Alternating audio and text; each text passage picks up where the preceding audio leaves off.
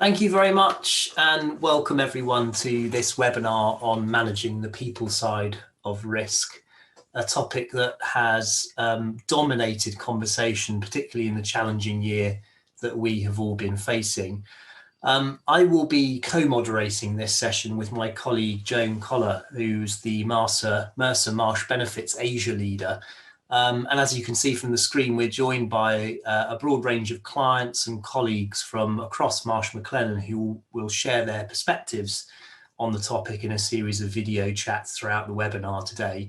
And they include Carolina Clint, who's the Marsh Risk Management Leader for Continental Europe, Sarah Borvis, Global Benefits Specialist for Schneider Electric, Tom Gardner, Head of Group Benefits at Sky, Sajad Palmer, Head of Reward Asia Pacific at eBay, Chris Bruce, co-founder of Darwin at Mercer Marsh Benefits, Kai Anderson, who's the transformation lead for Mercer, Lorna Feeney, who is head of mental health consulting for Marsh, and Darren Holmes, head of operational risk for Marsh Risk Consulting. And we're also particularly excited to give you a sneak peek into a survey that was just concluded on the people risks that are top of mind for HR and risk managers. So plenty for us to talk about today. And to kick us off, Carolina Clint from our Marsh Risk Management Leader for Continental Europe will share some of her observations on people risk implications that surfaced from the research that inspired MMB's People Risk Survey, which was the World Economic Forum Global Risk Report.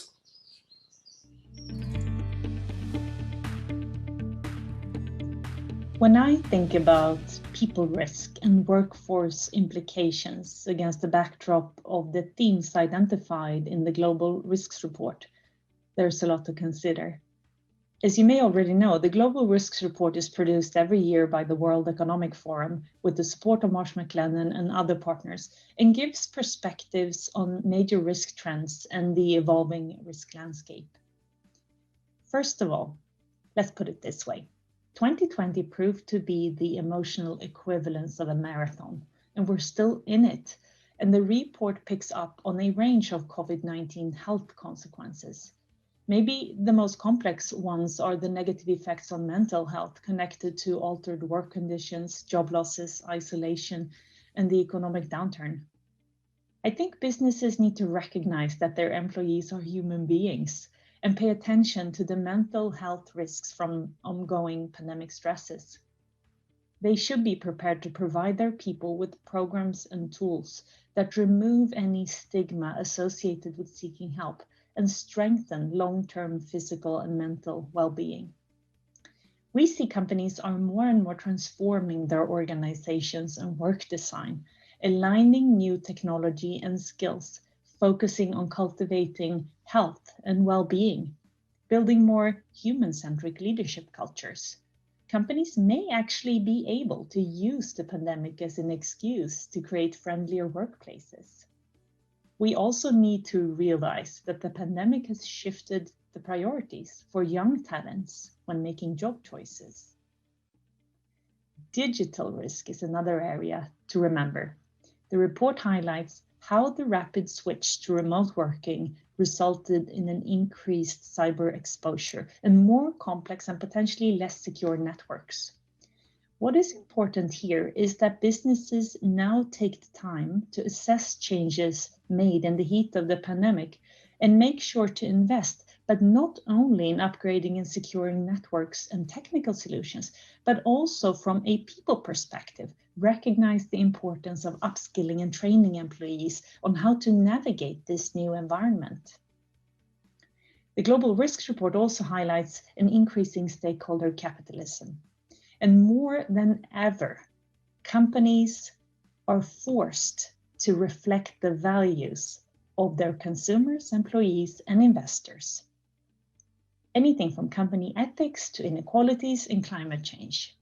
It's clear that businesses have to take a firmer and more active stance in these areas to avoid negative impact to their revenue, their reputation, as well as access to talent. The people risk element is present in all these categories, and taking a holistic and truly diverse view on the emerging risk landscape is more important than ever. and collaborating across functions and areas of responsibility, which will only make you stronger as a company. With the right focus now, there are great opportunities to invest in cleaner, smarter, and more inclusive growth.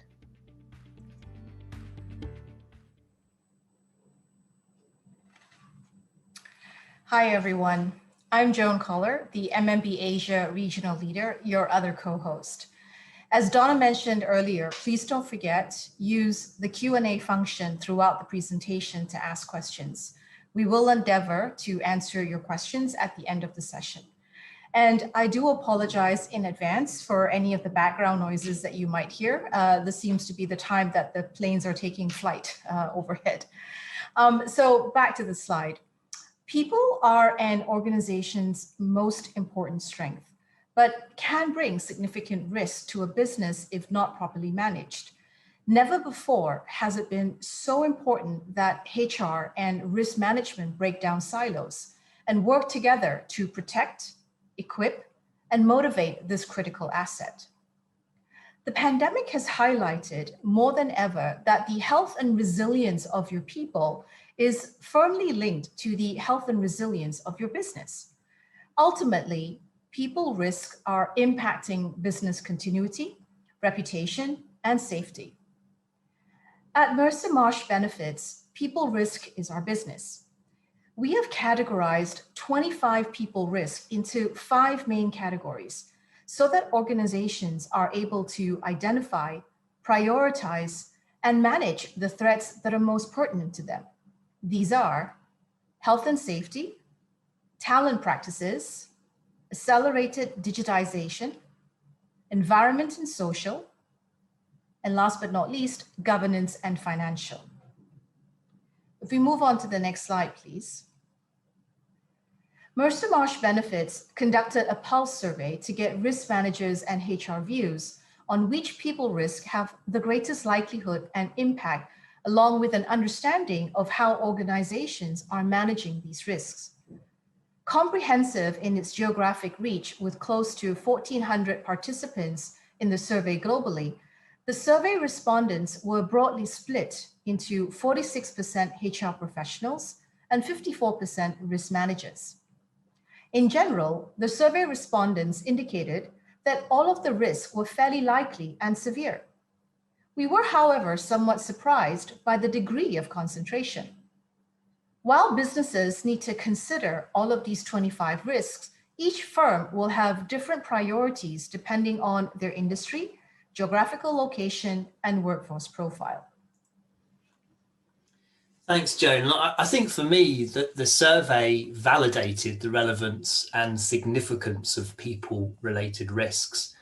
It's just unfortunate that it's taken a pandemic to remind us all just how important the management of people risk really is.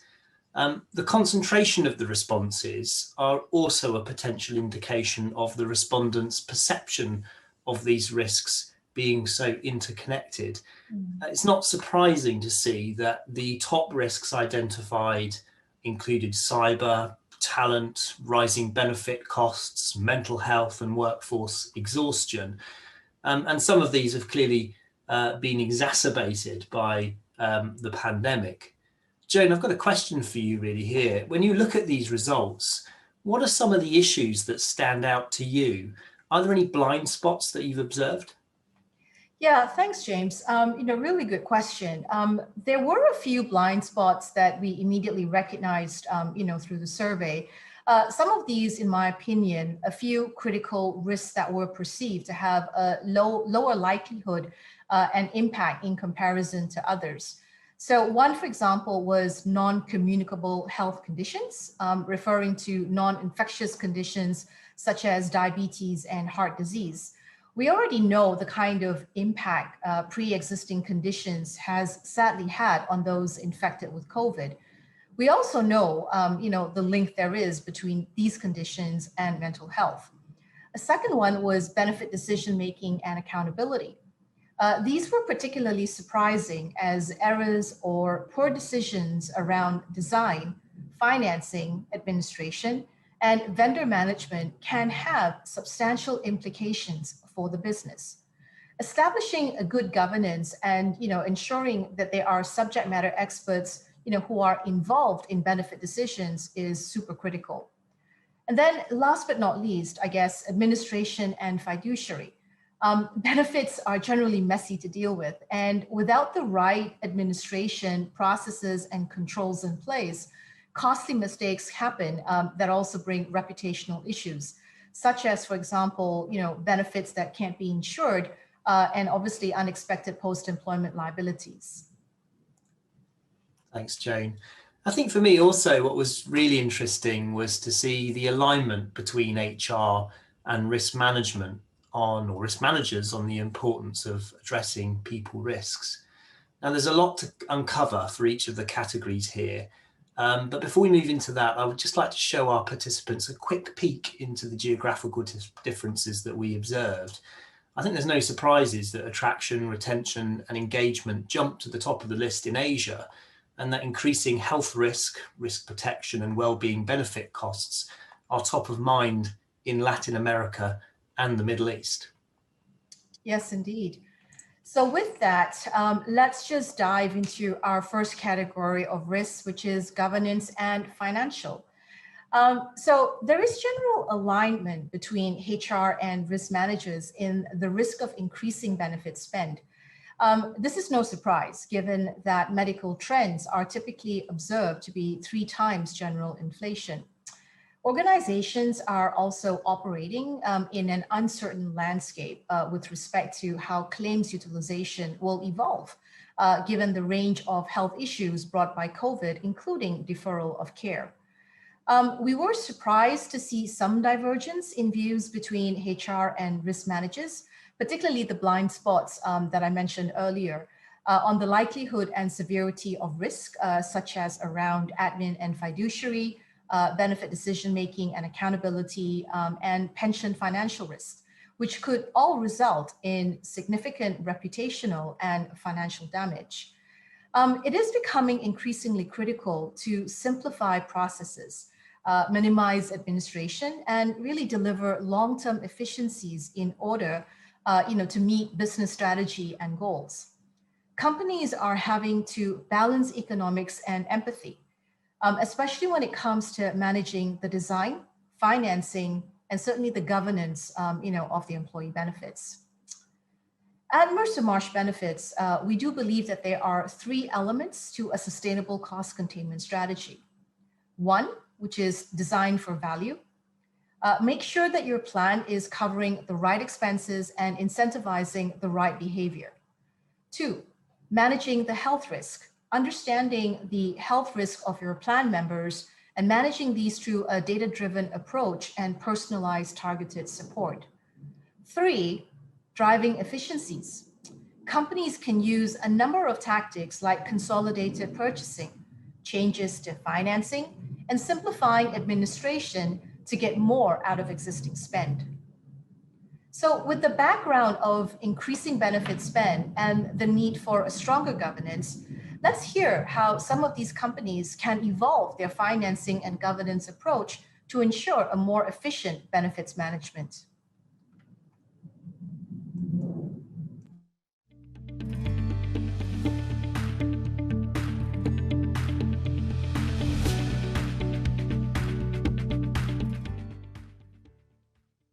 So yeah, we've come through a really unprecedented time with COVID and the relationships that we have with our insurance partners. The looking at kind of healthcare claims, the trends for the last 12 months have been completely impossible to predict. Really, even in a market where there is a hybrid kind of private healthcare system supplementing a national health system. And I think the trends there are going to be just as hard to predict moving forward. We know that there is strains on the National Health Service. We know that there are going to be kind of catch-up risk claims to come through. We know that some of our people are going to be impacted by the unknown, like long COVID. because of the uncertainty of that, I think that we might start to see some slightly unpredictable behaviours from the insurers who are trying to kind of assess for risks that they just don't really understand at the moment.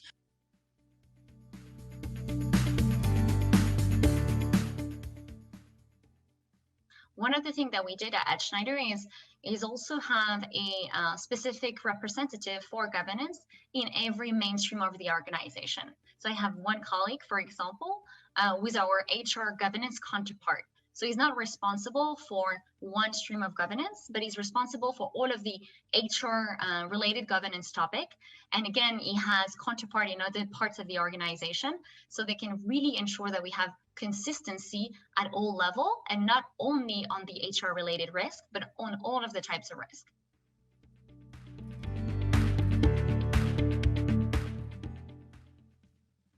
At the same time as everything that's been going on in the world at large, in the organisation that I work for, we've also been reviewing our operating model. And the work that is being done there is to try to bring together a previously fairly disconnected group of international companies under a group structure. In the space of employee health and well-being, as being a part of the HR operating model, it's highlighting the need that we really need to serve our people as far as we can in the same way wherever they are. And to be able to do that effectively certainly requires a different kind of governance, a different kind of technology, and oversight from what we've been used to in the past.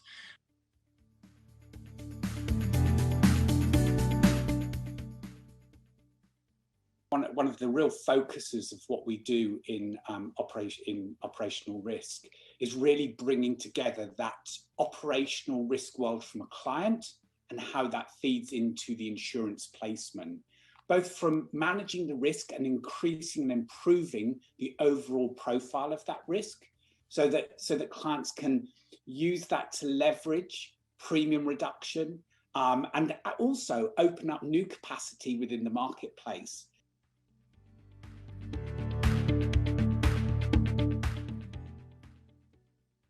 When I talk to executives and ask them, okay, you have a plan, you have a strategy, great stuff. Is your leadership up to that?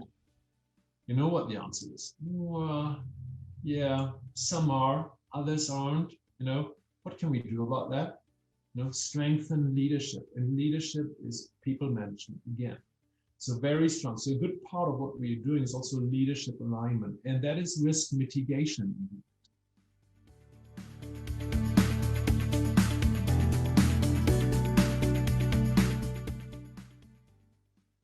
Around moving away from just documentation and procedures to understanding how does the client manage the risk from a behavior and culture perspective, and how does that fit in with mental health? Insurers have really started to focus on mental health as an area of concern.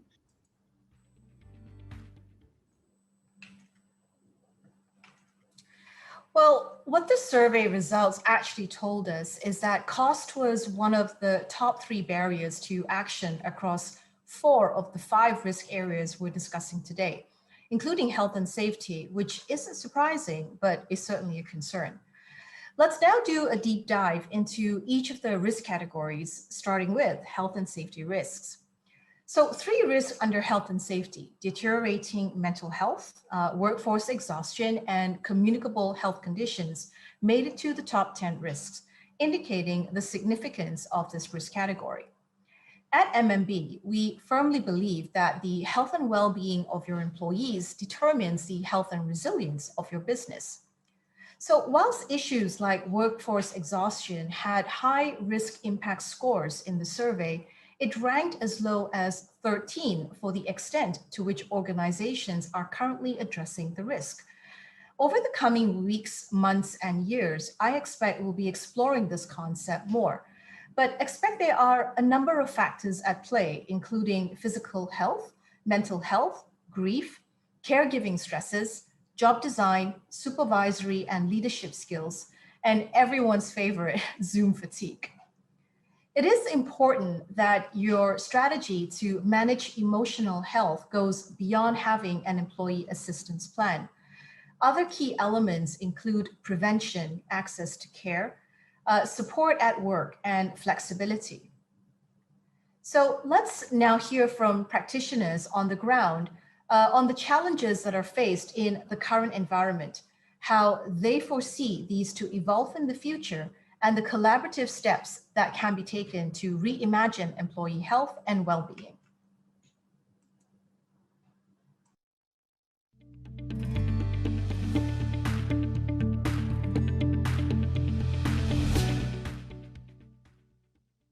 In countries where there is a hybrid system, where there is a national health service supplemented by private healthcare, what we're also seeing is that the strain on some of those public health services is having a knock-on effect to what is required in the private sector, and therefore what is expected of an employer.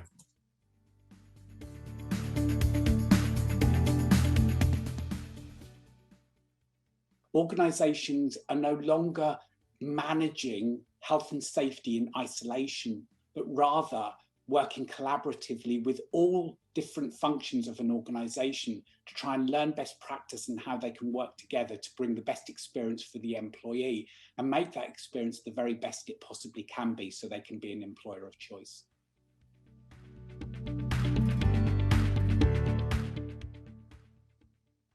There's going to be a degree of anxiety from people in terms of just all of the change that they have been through in the past 12 to 18 months with the various kind of global lockdowns and being sent into a remote work environment, which may have been unfamiliar to people, but now kind of coming back out into the open air. So all companies are kind of working up their plans for the return to the workspace. Is it going to be hybrid? Is it going to be full-time? Are you doing a job which requires you to come back and do exactly what you were doing before? And I think there's going to be a certain amount of anxiety attached to that. You know, the change that has been imposed on the workplace has been so extreme and so long-term that, of course, kind of trying to kind of find a way back to the way the world was is going to be a challenge for some people.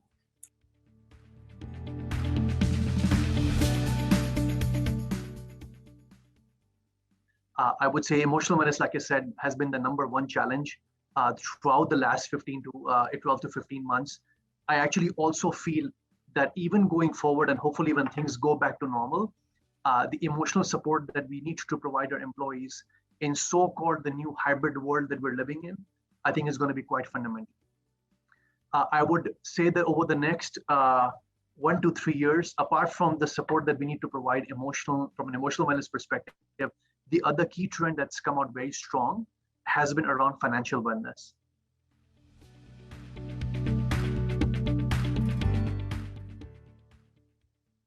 So a client of Marsh's, they've decided to treat mental health and physical health the same, and they've created a culture of care.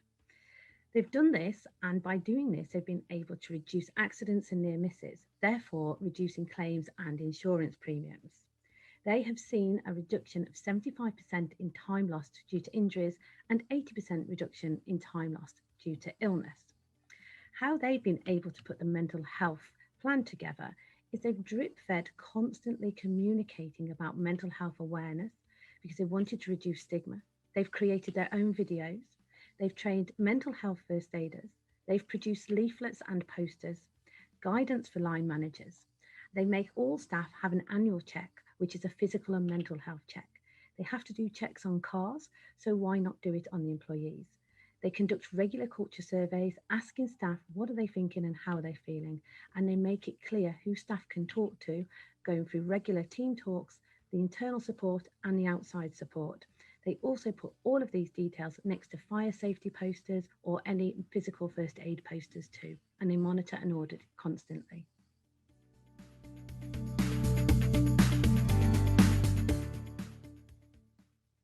So we were very fortunate in that we had a what felt at the time like quite a sophisticated approach to delivery of our healthcare benefits. So we were already well down the road of making sure that we could provide mental health support remotely, even physiotherapy services in a kind of variety of settings, not just the traditional ones, and really making support services frictionless and easy to access. I think what the experience of the last 12-18 months has shown us is that that is essential to be able to provide, and what might have previously seemed like we were kind of blazing a trail kind of becomes more of a hygiene factor for a corporate healthcare plan. So we will certainly be doing more than that. We will more with that. We will certainly be looking also at the best practice that we see in certain territories and trying to take that further across the group. I really like that last comment there about well-being programs now being a hygiene factor. I can see we've got lots of questions coming in already, so that's great. Keep them coming because we will have some time at the end to respond to those. Let's now move on to our next topic, which is accelerated digitization. Now, the survey results here showed that risks associated with accelerated digitization also came out top of mind. Cybersecurity in particular was a top concern globally, especially across Europe, Middle East and Africa and Pacific. This isn't too surprising given that this trend was present before COVID arrived and that the pandemic simply accelerated a lot of digital change in most industries.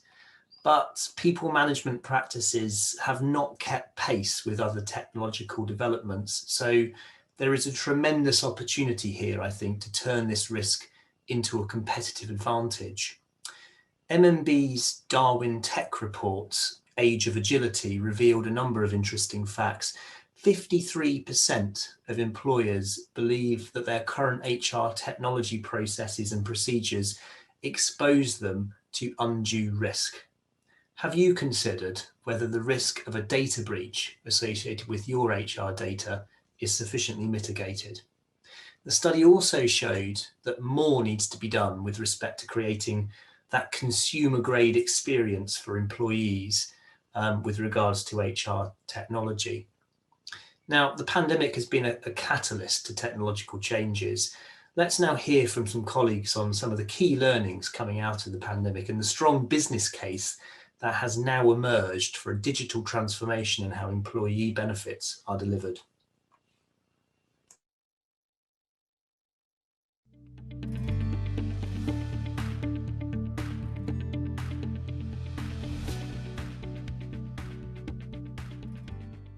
What we've seen is companies recognizing that those companies who've got a strong digital footprint in place and who are have got the foundations have been really well placed to be able to ride through the pandemic. And whilst those companies who have still been very reliant on paper and manual processes have found it very difficult to shift and adapt.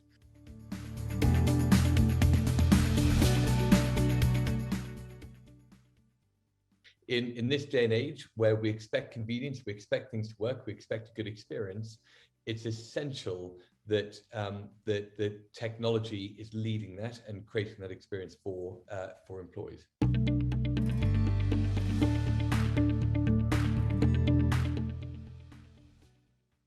Feeling isolated from colleagues within the work environment, it does come with some dangers, and those dangers are that people perhaps feel slightly disconnected from the organisation as a whole, or even at a more local level, the teams in which they work. So I think it's absolutely vital that when we talk about communication, we talk about the values that sit underneath and underpin that, such as transparency, respect.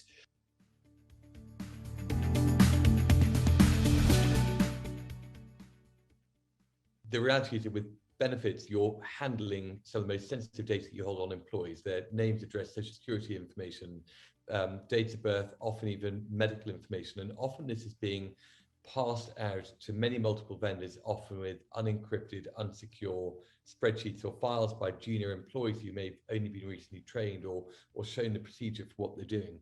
And the risk is really high of that data getting into the wrong hands or there being an error with it.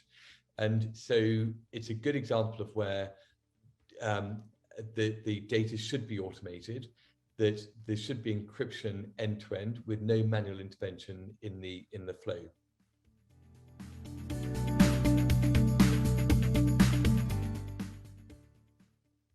When companies are looking to build a business case around benefit technology, they do it around 4 main areas. So automating end-to-end administration. How do I remove the manual work that needs to be done and enable maybe to move my benefit administration out of local countries into a shared service environment?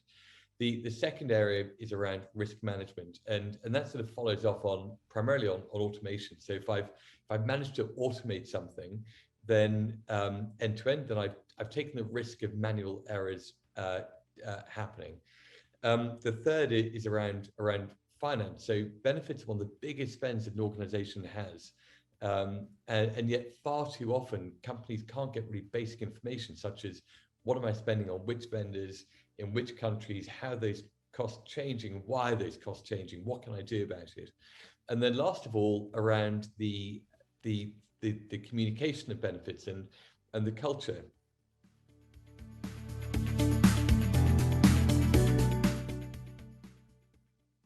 With the COVID crisis, something which didn't disappear was the skilled labor shortage.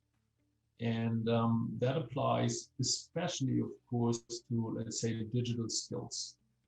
So needless to say, we're talking about programming skills, but we're also talking about skills that augment both the digital world and the real world.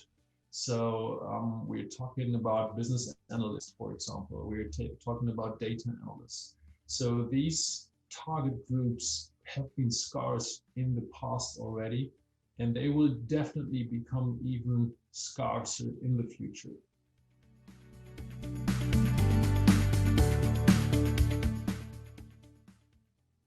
We really need to embrace technology. Technology plays an increasingly important role in an ununified communication strategies. The ability to give your entire workforce access to mental health support is crucial to driving cultural change.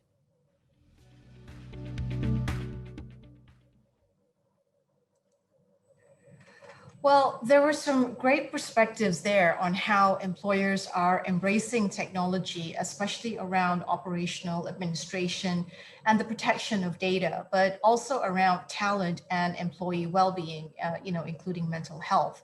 So this brings us to new ways of working and how digital transformation and evolving consumer demand is helping companies or helping to inspire companies to redesign their work experience.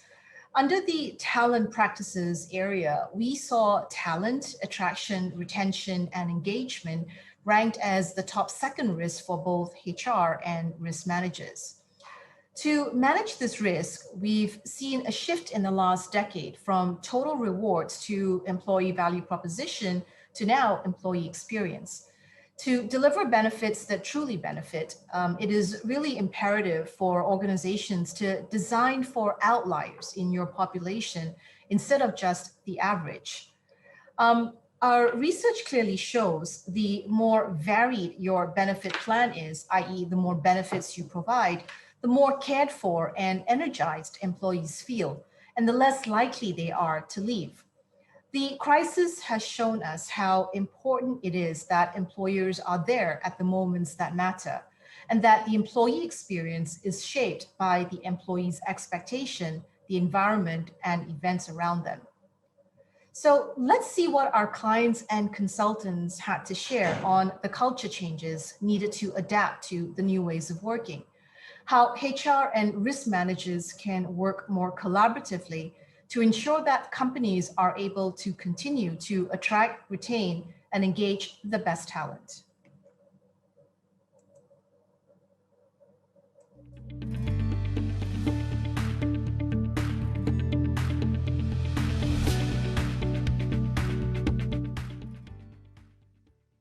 What needs to change about the culture today is that we get to trust on the one hand and to a culture of self-responsibility on the other hand.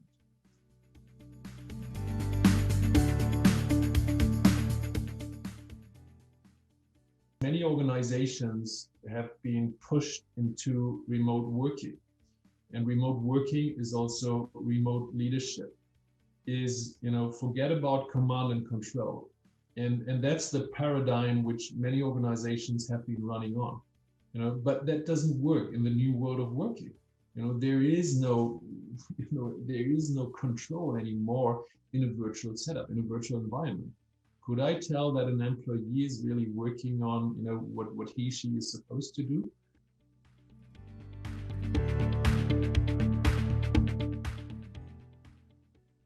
A marketing exercise, we think of employer branding as a product management exercise. So if we look at the job and everything that is related to that job to be a product which we need to sell to a target group, we have to make sure that, one, we meet the preferences of the target group. And it could be that, there's preferences or there's great stuff we have as an employer offer, which is completely irrelevant to employees. So number two is, it needs to stand out, so whatever it is, that is on the preference list from employees or candidates, we have to meet. If there is not enough substance, if we don't have enough to offer, it doesn't help to market that.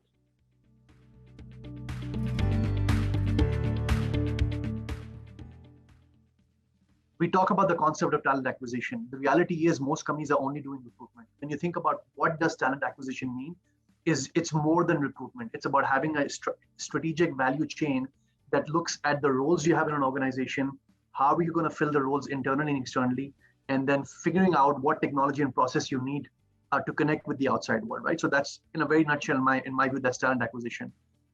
But if you think about the risk we have is that companies are only doing recruitment. Somebody leaves, let's hire for that role, right? So it's very reactive. And the risk being that you're always having to run after a problem, so we're always firefighting. That's the risk. And so I think what we need to think about is how do we mitigate these things? I'll give another example, which is in terms of global mobility, right? I've seen, or at least I've observed, that many companies don't really think about global mobility in terms of the risks it creates. When we think about compliance, when we think about tax, when we think about relocations, visas, etc., the kind of robustness we need to have built in to look after the risks is actually not there.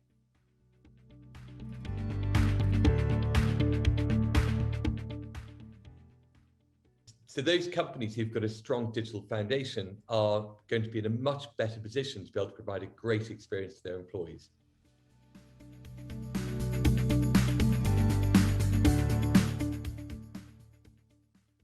Analytics and KPIs are a common denominator for both risk management and HR management.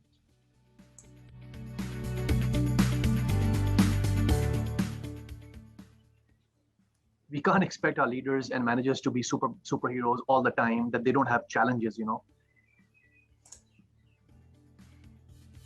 Great thought to finish there. Some great insights from our colleagues. Moving on to the next topic, whilst the environmental, geopolitical and societal risks featured amongst the top 5 risks within the Global Risk Report, it's interesting to note that environmental and social risks didn't feature in the top 10 people risk. And I wonder if this is a case of short-termism, with the respondents expecting that the likelihood and impact of these risks are only expected to manifest in the longer term. However, we only have to look at recent examples of political uncertainty and civil disruption across the world to remind us how close to the surface some of these issues really are. The pandemic highlighted a number of disparities and shone a light on the importance of health, risk protection and well-being benefits. Benefits are such an important expression of the employer's ESG mandate that there is lots progressive employers can do to evolve benefits to be more in line. For example, they can broaden their benefits to align to a more diverse workforce. This is new and emerging area, and it's obviously much easier said than done. In fact, the top reason for not addressing this category of risk was a lack of skilled resources to understand and address it, followed by a lack of senior leadership engagement and conflicting other priorities. I believe, Joan, that MMB has created some leading inclusive benefit offerings and a point of view, so lots of resources are available to the audience to get started if interested. It's clear that this is a complex and interconnected risk category to navigate. Now let's hear from some of the thought leaders on how topics such as sustainability, diversity, equity and inclusion are shaping the employee value proposition, and how progressive employers have been supporting their employees during these challenging times.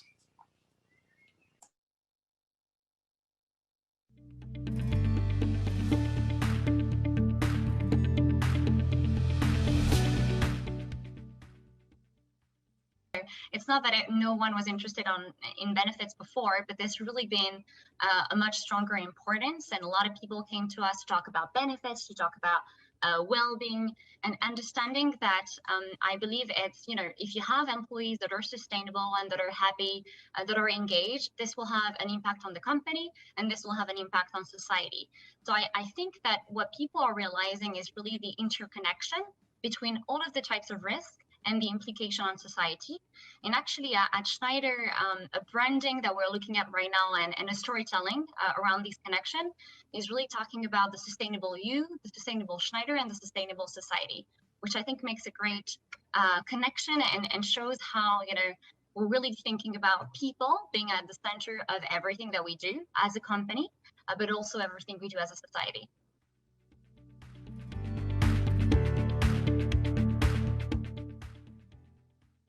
Especially younger generations are asking for how sustainable is my employer, and when they don't have appropriate answers, when they are not feeling that their preferences are being met, they will simply go for another employer, and that is definitely a high risk we see.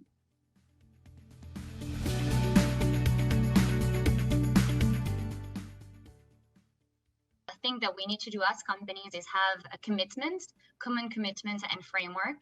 And for example, at Schneider, one of the strategy that we use is what we call the Schneider Sustainability Impact Programs and the Schneider Sustainability Essentials, which are commitments that are actually included in the incentive programs for all of our employees and our leaders.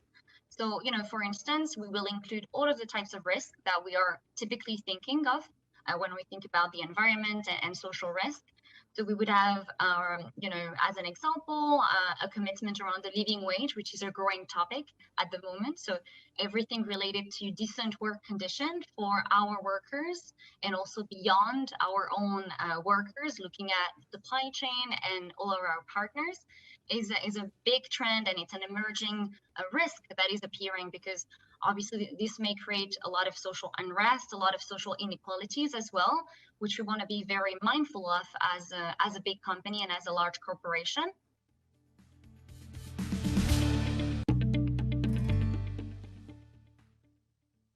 Your portfolio more flexible and more personalized for your employees.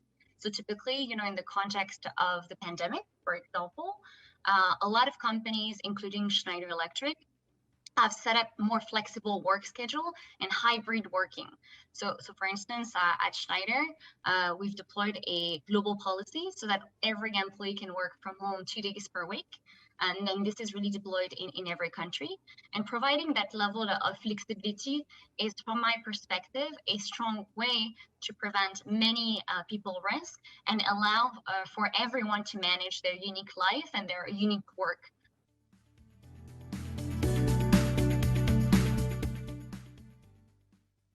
Employee listening is, especially due to the COVID crisis, a very strong lever for engagement and transformation. that was true before the COVID crisis, but it was even more important in the COVID crisis because people want to be heard.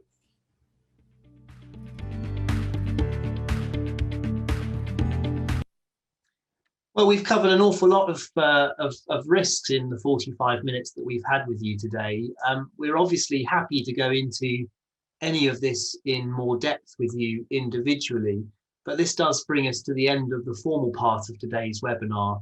But now is your opportunity to ask us questions. So we want to hear from you. If you haven't already submitted a question, please do so via the Q&A function on the Zoom toolbar. And whilst those questions come in, I just wanted to emphasize that all of the risks that we've talked about today lend themselves nicely to an enterprise risk management approach.